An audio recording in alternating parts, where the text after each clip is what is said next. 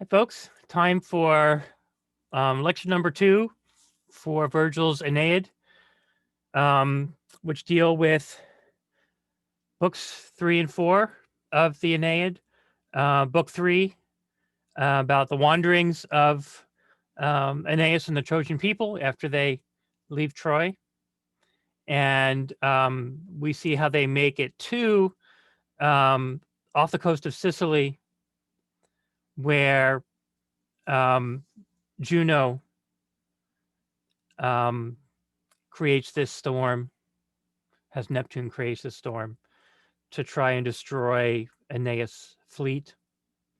So we have that, and then we kind of jump ahead to after they've already landed, and Dido and Aeneas essentially fall in love, and then what happens to that relationship at the end. And that's one of the most famous parts of the story. There's an opera called Dido and Aeneas, and one of the most famous scenes from it is this mad scene, as they call it, where Aeneas ends up leaving Dido, and she ends up murdering herself on a funeral pyre that includes his some of his things that he had given her, and that's again a very famous scene from that. So that's what we're going to be doing in this particular lecture. I'll just first show you there are quite a few different pictures of Dido and Aeneas together, and I'll show you one of those just briefly here.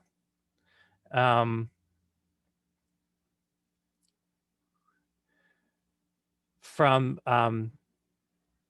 happier times, I guess you could say. So this is Dido and Aeneas together. It looks like that might be, I don't know if that's supposed to be a boy or a Cupid maybe in the background. And this looks to be maybe when they're just meeting each other. You will always see Aeneas with that red wrapping over his armor and that Trojan helmet. You can tell that Dido has somewhat of a different background with the way that she is dressed. Looks like she's got an ermine coat there, etc. Looking very queenly, and so that's probably early in the relationship of Dido and Aeneas. So I just wanted to share that with you briefly. So we're picking up here with the beginning of the wanderings after the Trojan ships and Aeneas leave Troy as it's burning to the ground. And again, kind of what happens to them. You can see here, this is a somewhat different picture than the one I showed you last time, different map of kind of the wanderings of Dido and Aeneas, but I wanted to share this with you. It's maybe a little bit clearer. So we're starting out here at Troy, right? They briefly travel up to Thrace. And at most of these stops, or at many of them at least, they start to try to build a city. They start to try to settle down. And then something happens and they end up leaving. One of the earliest stops, you'll remember that Aeneas was out walking in the woods and starts digging in the ground and blood starts coming out of the ground. That's always a bad sign. And he kind of and a voice comes out of the ground and says, "What are you doing? Why you it mentions who it is and why you digging me up, etc." And tells him this is not the place you're supposed to be, etc. One of the reasons I'll mention this as well is that there will be a scene later in the book that finally kind of lets you know what this whole experience is like for the women of Troy, who are also, essentially probably the wives of the soldiers and sailors that have been able to escape from Troy. What things are like for them, right? They're trying to settle down. They want to start families again. right? Their lives are limited to what we call the domestic sphere of life, essentially. And for them, every time they stop and it seems like they're settling down, they think, okay, finally now we can have a family again and have a home and be settled down. And then they're uprooted again. Um, Juno will use this later on in the story against Aeneas, and this sort of frustration, kind of with how things are going. So I just wanted to give you a heads up on that, because we don't hear really anything about the women on this trip, and you might even forget that they're there and just think it's the soldiers and sailors. But again, their wives are there as well, and some of their children, along with Aeneas having Iulus, with him. Um, so it's tough for them, this voyage, given that when they're wanting to restart their lives. So Crete is an important stop here. They do mention when they stopped by Delos. We know about Delos from our previous readings. So they end up at Crete, and then they end up going here on the west um, side of Greece, um, by Ithaca, one of the more famous of the cities. Remember, the southern part of Greece is called the Peloponnesus. That was why the Peloponnesian War. So the Peloponnesus is down here. And then they end up crossing over again to Italy, the Boot, Scylla Charybdis, as I mentioned last time. And they'll meet Polyphemus, and here he is the Cyclops, and spend a brief time at Sicily. And it's when they try and leave Sicily to go north that they're hit by this storm, and that's not working out for them, and they need to be saved in here, et cetera, and they end up in Carthage. So again, that's the map of the travels. It's important also, I think, to just differentiate a little bit, since I know I made a comparison earlier, to also differentiate a little bit between Odysseus and Aeneas, since Aeneas' journey is similar in a lot of ways to Odysseus' journey. And Odysseus' journey is obviously told in Homer's Odyssey. But he's a different kind of character. His journey is a different kind of journey. And it's just important to distinguish the two. One of the places you can see it is that they come across some of the same challenges, some of these mythological creatures, et cetera, and they respond to them somewhat differently. Right? Homer was writing the Odyssey, trying to portray Odysseus in a different way than Virgil's writing the Aeneid, trying to portray Aeneas, right? Because Aeneas has to come across as this worthy ancestor of the emperor, right? Of Emperor Augustus, and also as behaving as a part god, right? And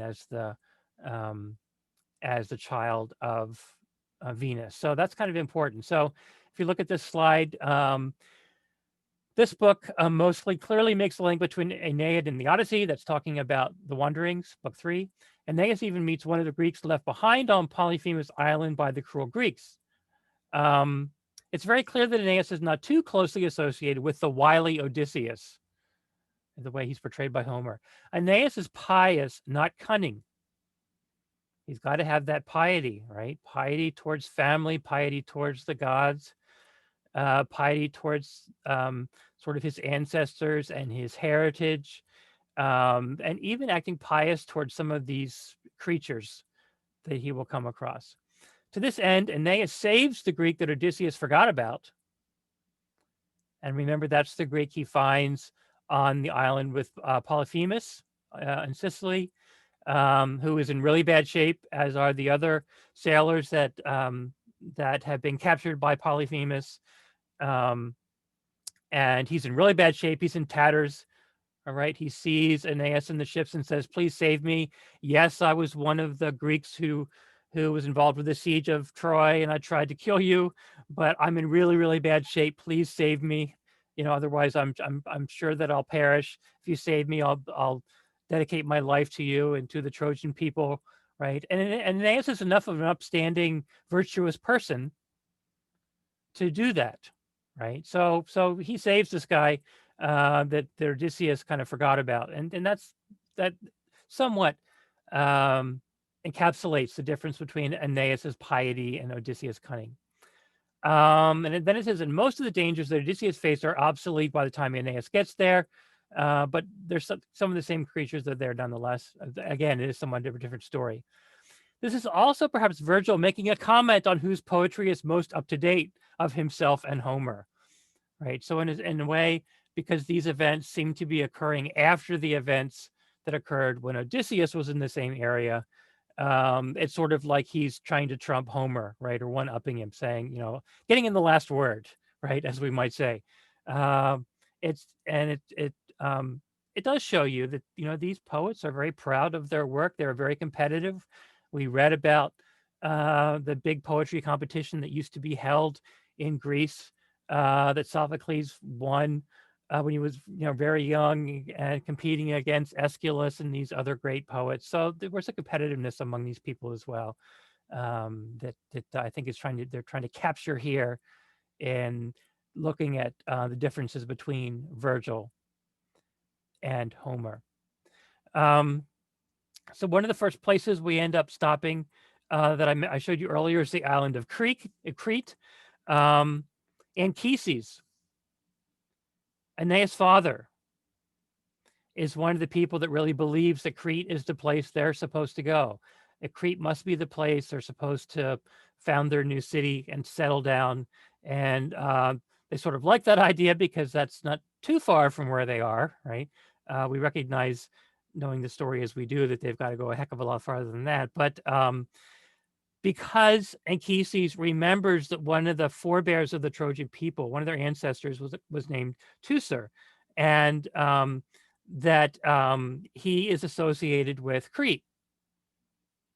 So they go to Crete, and things are going okay at first. Again, they're already spending, and you can tell in the way Virgil tells the story here, it's weeks and weeks, it always seems like, that they've spent trying to build a city and city walls. That the first thing you do, right after you find out where the food and water is build your city walls. And Aeneas finds out, and it's always in one of these various ways. Sometimes he finds out through some of these mythological creatures. Sometimes he finds out through a voice that he hears. Sometimes it's his mother coming to him. Sometimes it's Jupiter coming to him, right? But he finds out that no, this is not the place that you are supposed to settle. And it's pointed out to him that there are kind of two important ancestors for the Trojan people. Teucer's one of them, but Dardanus is the other one. And Dardanus is the one whose ancient land they are supposed to find eventually to build their city. And as you can imagine, Dardanus was from where we today would call Italy, right? So this will eventually be the place where they will settle there on the west coast of Italy. They also run across the Harpies, as did Odysseus. These birds with human heads, and they're portrayed as females. A lot of the characterizations you'll see in this mythology are obviously very gendered, and very negative in the way that they portray these women creatures, right? So you can see these winged harpies here who are coming down to attack them. Soldiers trying to fight them off. The children and the wives are here, etc. But they are eventually enabled to fight, to fight off one of the harpies. But one of the harpies does, give Aeneas a message about, a little more of the story of what to expect when when they restart their travels again. But this is one of the famous pictures of Aeneas and his group being attacked by the harpies. Again, you can see the Trojan helmet that we've seen before, as well as the red covering that he has there over his armor. So that's the harpies scene. They end up eventually in Epirus, which is On the west coast of Greece, see if we can go back to our wanderings picture.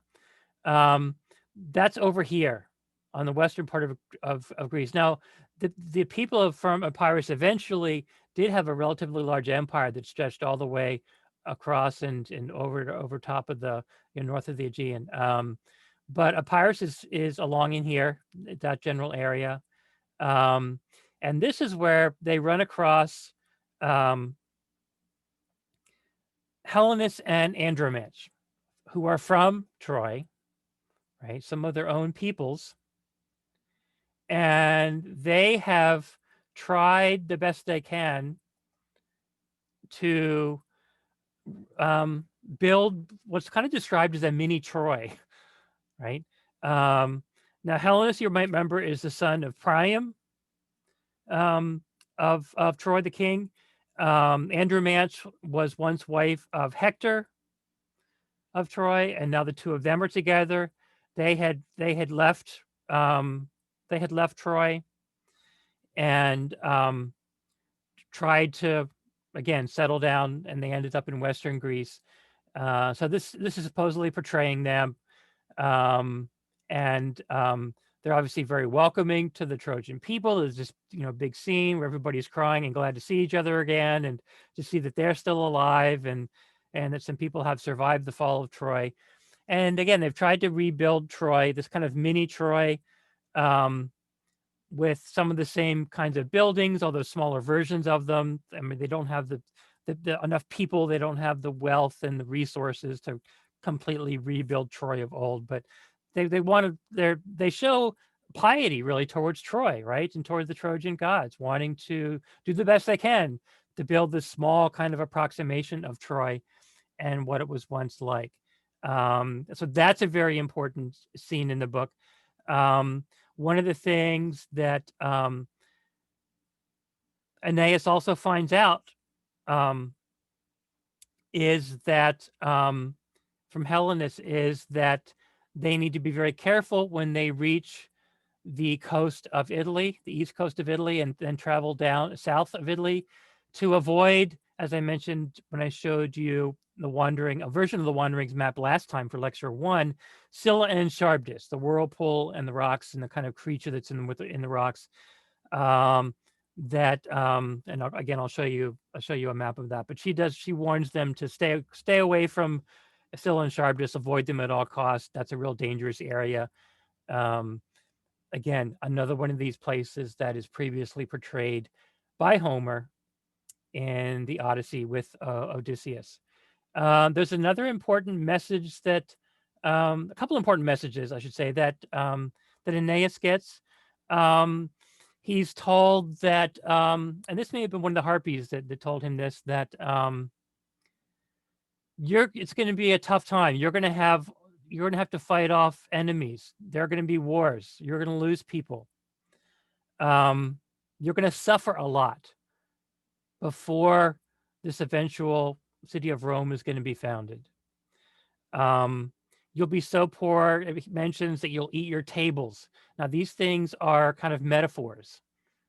Eat your tables. What does that mean? He probably pictures himself trying to bite a hunk off of a big wooden table. This is metaphorical. It's not going to be exactly like that. He's also told that he will see a white sow and piglets when he knows he has arrived at the right place. And here is a part of a frieze, it looks like, right? One of these barely three-dimensional, more aptly described as two-dimensional, barely three-dimensional kind of pieces that you can see here, the sow and the pigs. And this is one of the signs that they have arrived at what's going to be Lavinium in Western Italy. And this is where Iulus, or Ascanius' other name, is going to sort of be eventually taking over. So here we have Aeneas, presumably, with the sows, and he's holding the hand here of Iulus, who's gotten older now. He's a young man almost at this point, and he needs to be ready to be a leader. Aeneas is not going to be around forever, right? and he knows he's going to be handed the responsibility from his father of taking that next step. So that sow and the white pigs is also important, to let them know kind of where they are and what's happening. There are a lot, as you can imagine, of pictures of Scylla and Charybdis. I'm just going to show you one here. Most of the ones I was able to find online are from a cartoon of some sort, or they are from the Odyssey rather than being from the Aeneid. But this was a pretty clear portrayal, so this is one I chose to show you. So again, this is the Strait of Messina. It's very narrow strait that separates Sicily, which is an island barely, from the tip of the toe of Italy. That if you were able to negotiate it, able to navigate it safely, would save you a lot of time. In fact, Aeneas and his people would have never ended up in Carthage probably if they had been able to take this. If you can imagine how the story might be different if they were able to take this strait. But they had been warned not to. And there's a whirlpool on one side. That's Charybdis. So Charybdis is the whirlpool. And Scylla is this kind of creature. It's mentioned that it has a long mouth and tongues, and it'll kind of come out from the coast and try and attack you, which presumably sort of will force you over towards Charybdis. So one of the two will get you. And these are rocks here that you don't want to be dashed on either. Some people claim that this is the origin of the saying, being caught between a rock and a hard place. Right? So this presumably might be the rock, and the hard place as in difficult, and you can see the rocks over here too. It's basically speaking about a dilemma, right? And with a dilemma, typically there's no way to win. As I mentioned when I talk about dilemmas, and the logic of dilemmas was Plato, they talk about being impaled on the horns of a dilemma, like a raging bull's coming at you, and you can avoid one horn, but you can't avoid the other. One of them's going to gore you. So it's a no-win situation essentially, but being caught between a rock and a hard place. So again, you need to avoid that, and so they're able to do that successfully, and able to, as much as they might wish they could shorten their journey. Instead, they have to go south and go around Sicily. So this is apparently not them, as you can see here. But this is one artist's portrayal of what Scylla and Charybdis look like. Next, obviously, they've got to go around Sicily, and they will come across Polyphemus. Lots of pictures of Polyphemus. There are lots of Cyclopses on the island on Sicily. Polyphemus is just the most famous one, who's portrayed in these stories. So I'll just show you several pictures of Polyphemus, the Cyclops. Here's one kind of portrayal, right? Cyclops with one eye, and it looks like there are what look like might otherwise have been eyes here. So this is the Roman Polyphemus. In the Aeneid, Polyphemus is described a far sight worse than in the Odyssey, and this is taken from the text. Then he saw high on the mountainside the shepherd Polyphemus, giant mast, vast, mind-sickening, lumpish, heaven's light blackened out for him. He's a shepherd, as are the other Cyclopses. He's trying to be a shepherd who's blinded now because the Greeks have managed to take out his eye. You remember that from the Odyssey if you've read that. When he was sleeping, I believe it was, they were able to take out his eye. And some of them were saved. We know there's this one Greek still on the island that Aeneas will save. But he's trying to be a shepherd in a very bad situation here. He's carrying a long cane to try to feel his way around. But it's probably hard enough in normal circumstances to be a shepherd and keep your sheep together, but trying to do it while you're blind has got to be even harder. Maybe that's one of the things that is contributing to his very bad attitude, I guess you could say. Here's another picture from showing him on the shoreline. Here, and the ship is sailing. The ship is going by. This looks a little more probably like the Trojan ship. Even this, though, this is also from the Odyssey, so this is ultimately Odysseus' ship. But this looks a little more than the previous picture from Scylla and Charybdis of what the Trojan ships might look like. This is presumably as they're sort of leaving here. And there is the Cyclops on the shore with what looks like a big club. And just for fun here, here's another portrayal. This one doesn't actually show Polyphemus, but here's another portrayal of Aeneas escapes Polyphemus with a little more of a kind of a South Park sort of theme to it there. He doesn't have the right helmet on though, right? And he doesn't have the red kind of robe he's supposed to have over his armor. And this brings us essentially to the end of book 3 and the beginning of book 4. Dido and her people have heard the whole story now. They heard about the fall of Troy, the initial story from the feast. They've heard the wanderings, how they got from there to from Troy, from the ships to eventually Carthage. And so the question is now what's going to happen? You'll remember that Venus used Cupid or Eros to make sure that Aeneas and his people are safe when they end up in Carthage. And to do that, essentially, the idea is to have Dido and Aeneas fall in love with each other. And then he will be safe. Now, in the short term, that's a good idea. That works out well. He's going to be safe, right? In the long term, however, what happens if he falls in love with her and doesn't leave? That's not so hot. That's, of course, probably more likely what Juno wants to see here, because that will even push farther into the distance in terms of the course of events. Rome being founded and destroying Carthage in the Punic Wars. So Juno has a reason for him to stay. Venus has a reason for him to leave, right? So Juno essentially is going to use this kind of love spell and creates a storm. She's always going to these gods who are kind of below her in rank or who owe her favors to do things for her. So we have this storm that occurs, and during this storm, Aeneas and Dido end up in a cave together, and essentially consummate their love. This is important. Dido sees it essentially as a marriage. Remember that she said she would never remarry. She took a vow to never remarry after she lost her first husband, Zacchaeus.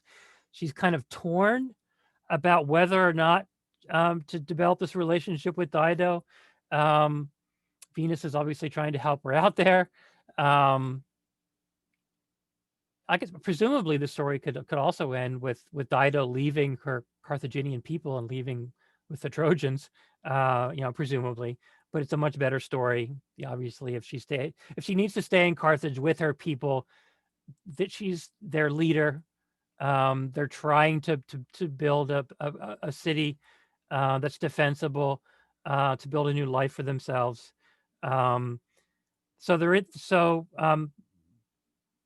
She's going to stay there, right? So Juno has to find a way to keep Aeneas there, and this is how she does it. But it's like a marriage for Dido, because I think in her mind she can only imagine herself getting involved in another relationship if it's really important, if it's permanent, if it's really meaningful. If it's just a fling, it really is kind of snubbing her nose at Zacchaeus. It makes her vow look even worse. Her sister Anna kind of says, look, if you're really in love with him, I think Zacchaeus would understand. But it needs to be a serious relationship for her. We don't necessarily get that idea from Aeneas' side. Aeneas at some level knows he has to leave eventually. He knows Carthage is not where he needs to end up. So there's that kind of different perception of their affair and consummating their affair in this cave between Dido on the one hand and Aeneas on the other hand. but she definitely sees it sort of as as a marriage. Um, and so their relationship becomes stronger after this point. Aeneas does seem like he has at times largely forgotten that he has to leave, even though, it's probably back there in his mind somewhere. He's so focused on the present moment, on his love for Dido. Um, it is mentioned that the Carthaginian people and Dido sort of forget that they need to be working on making their city more defensible. Their festivities, their feasts, their everybody's having fun, eating a lot of food, and it's great. Now the people might think they have a new king, so they have a king and queen, and the Trojan people are going to stay, and they're these great warriors, and things are really looking up. And they kind of get caught up in celebrating the whole moment and really stop what they should be doing to defend themselves. Right. This is an important part of the story too, because Virgil was kind of saying, look at the impact that Aeneas is having on Dido and Carthage, even though it might be unintentional on Aeneas's part. They are not building their city the way they were supposed to and had planned to make it more defensible. They're pretty exposed there on the north coast of Africa there, right? Lots of people probably end up sailing there between Sicily and North Africa. Um, and we, of course, know, as Juno knows, about these wars between Rome and Carthage. But this may have been a little bit of foreshadowing on Virgil's part, of what's going to happen. And the people who would be reading the Aeneid in Virgil's day, they would know this history. They would know it really well. Because the stories probably that Virgil is basing his tale from are known by the people. They certainly probably are familiar, many of them, who can read Greek, with Homer's Odyssey and Homer's Iliad, right? So the reader would see maybe what was going on here, and with the Carthaginian people focusing on the festivities and celebration, and not focusing on building up their military and a more defensible city. But that's a little foreshadowing, I think, on Virgil's part. Eventually, we know that Jupiter comes to Aeneas, with Venus' help, because she's starting to see that, what Juno has done, and Juno had even kind of tipped her off to what she was going to do here, and sends, I believe it was Mercury, right, with winged feet, and Aeneas eventually does find out, hey, wait a minute, you've lost focus here. You have this destiny you need to live out. It's a huge responsibility, right? You need to be leaving Carthage. You need to move on to the next step in your journey. And again, that journey is going to be, that much harder for them. You might remember when they landed in Sicily too, that Anchises dies. He's gotten old and he's dead. Creusa is dead. Aeneas just has Iulus or Ascanius, left with him. So it's almost like he was under a charm, under a spell of some kind, and suddenly that's broken, and he realizes, hey, wait a minute, we got to get out of here. So he tells his sailors and soldiers that they need to get the ships ready to leave. They need to start putting food on board. They need to do this kind of on the sly.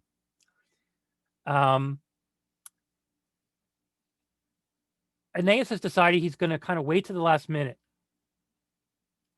to tell Dido that he's leaving. From his perspective, that's sort of maybe a kind way to deal, with the situation, is to do it kind of at the last minute, not have it be a long and dragged out thing, and explain to her why he has to leave. She finds out, she's tipped off that this is happening, right? And knows right away what the deal is, and feels betrayed. And remember, this was like a marriage to her. He's made a vow in her mind. and pleads with him not to leave, and no, he's going to leave. And then he, again, another plea.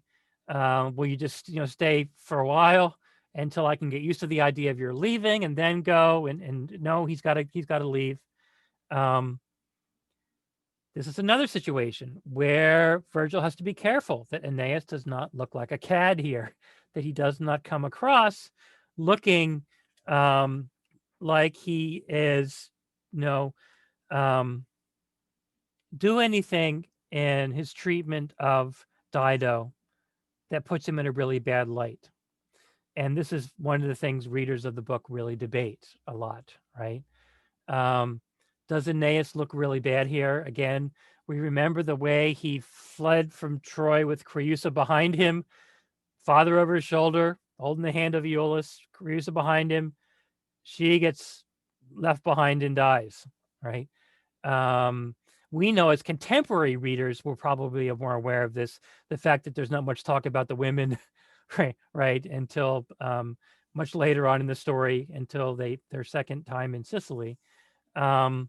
And then we see Dido leaving Aeneas. From his perspective, maybe he thinks it's good to wait to the last minute. From her perspective, it's really bad to have done that. He shouldn't leave to begin with. He shouldn't have consummated the relationship and acted like he was going to stay.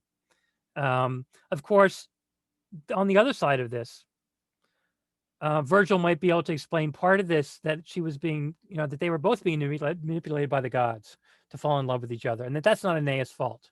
It's not her fault either, but it's not Aeneas' fault. So that perhaps can, make Aeneas still look like a courageous, upstanding, virtuous person. And when you think about whether or not Aeneas is virtuous, think about it in terms of Aristotle. That's always kind of interesting, and what he talks about courage and virtue and different kind of virtues and that sort of thing, and whether or not Aeneas comes across really as virtuous here. But this is something that's often debated and often discussed, is whose side are you on here, Dido's side or Aeneas' side? But again, then we have this kind of mad scene occurring, because the men do get on their ships with Aeneas and end up fleeing, and she's sort of, left alone. There's one sort of famous picture here with her kind of left with, I don't know if there's supposed to be a ship here in the distance and the rainbow. We recognize Aeneas kind of piece of overclothing here, his sword and shield, etc. And she's alone in this picture. And then there are actually lots of pictures of the funeral pyre, this mad scene. That's the centerpiece of the opera, Dido and Aeneas, as you can imagine. This is really famous. Her sister Anna there with her. You can see smoke here. This is the funeral. This is the pyre. I said funeral pyre because usually that's what these things were used for. Right? That's how you burn the dead bodies of somebody who was really important. You would cremate them on these funeral pyres. It was a ceremonial thing. It showed respect both to the person and respect to the gods to do things this way. So funeral pyres were important. It looks like she's going to have a funeral pyre here. And I think from her sister's vantage point, at least initially, when she tells Anna, go get all of his stuff. I'm going to, and she creates this, puts all these nice wood pile here, puts them all on it. And Anna probably assumes she's just going to burn all of his stuff. So it's kind of an imaginary kind of a funeral pyre, imagining that his body was actually there when it's not, but she's burning all his stuff. That's going to be cathartic for her to help her kind of get over the situation. She does not realize that what Dido is going to do is stab herself with Aeneas' sword or dagger, and you can see that here. It actually looks like there's a red tip on it, and it looks like she may have stabbed herself. It looks like there might be blood there. And this is this is the kind of scene that we end book 4 in. The boats have left. They can see from the shore the funeral pyre. Dido Aeneas sort of knows what's going on.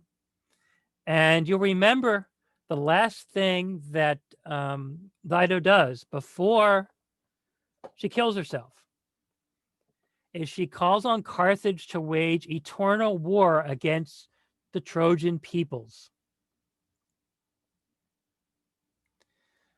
So all of, Aeneas, all the Trojans, all the people who survive of the Trojan peoples. This is obviously, again, foreshadowing the Punic Wars between Carthage and Rome. Remember, there were 3 of them. And in the final one, the second one's very famous because it was Hannibal crossing the Alps up through, coming down to the north to attack Rome. Then the third one was the unnecessary one where Rome basically just destroyed what was left of Carthage when it was in really bad shape. So this is both, and again, readers would know this when they read here, Dido claiming that Carthage needed to wage eternal war against the people of Troy. That was a reference to these Punic Wars. In addition to that, it might look like the responsibility for the wars rests on Carthage hands, not on the Trojan people, i.e., on Rome's responsibility, because she, on her deathbed, as it were, again, told Carthage to wage eternal war on Troy. So perhaps that is a way of trying to cast some blame on Carthage for those wars rather than on Rome. And those wars did make Rome look bad, because of the final war in particular, because at that point, Carthage was no longer a threat to Rome. People argue that that those wars, and especially the Third War, show a sign that Rome is falling apart. It's lost its leadership. It's lost its direction. It's the Roman Empire is beginning to crumble, right? Because it would do something like this, not totally unlike Athens, and it's trying to invade Sicily and take over Syracuse in Sicily. When it was kind of a last ditch effort to retain its glory, and it was a bad decision. The leadership was poor at that point. It was destined to fail, and maybe there's a parallel here with Rome in these Punic Wars, and particularly in the Third War, that they did end up winning, but again, it was unnecessary. That maybe that was a sign that their leadership, any virtue that was left in the Roman Empire at that point was maybe worth questioning. So that's where we are. The end of book 4. Remember that there are discussion questions that are due on Wednesday. So please remember those. And your assignment, I believe, is to read the next 2 books of the Aeneid.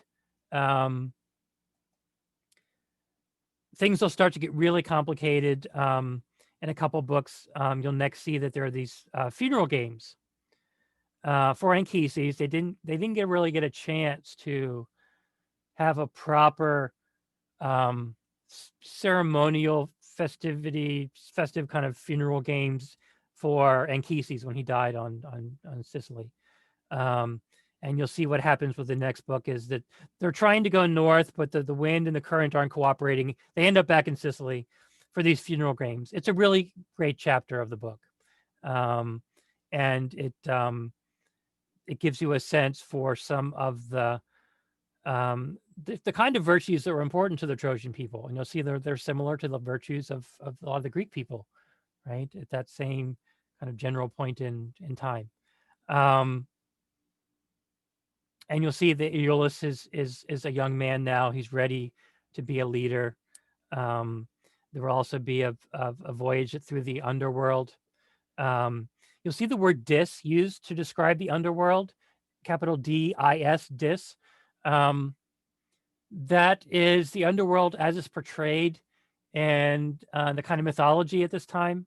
We'll see more about dis and references to dis when we read um, Dante's Inferno. The underworld is different than hell.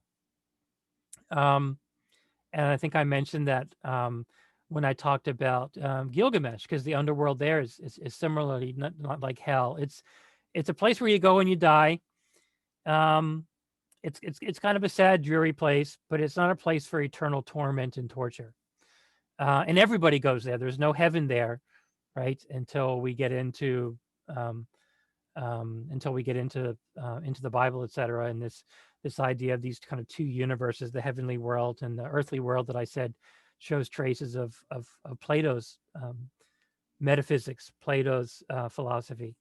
But this underworld you referred to as dis with a capital D. One other quick word, you'll see the word shades appearing frequently, S-H-A-D-E-S, shades. Shades are disembodied souls, essentially. And it's the word that was used for them back at this time.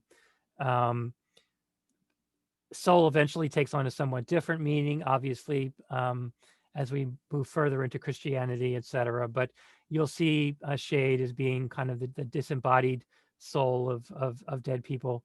You'll see that word appearing a lot more. Again, it'll appear a lot more in Dante's Inferno. You will see that Dante's Inferno, when we get to that, is influenced a lot by Virgil's Aeneid. So you'll see a lot of the same things cropping up again. And as I may have said the first my very beginning lecture for this course, I tried to pick texts that we could all we connect them all together and see how we get from point A to point B to point C with the different writers, the different points in history, different perspectives on the mythology and the role of myth and the role of reason, etc. So I tried to pick these meta themes to try and help you because I know we're doing a lot of reading in a short period of time. It's very complex reading, and I wanted you to be able to follow things and at least in your mind put together a loose timeline of events as we move through the class. So that was the purpose of that. So we will see shades referred to again. We will see dis referred to again as well. Okay, that's the end of my Aeneid lecture number 2. And I'll see you again later in the week.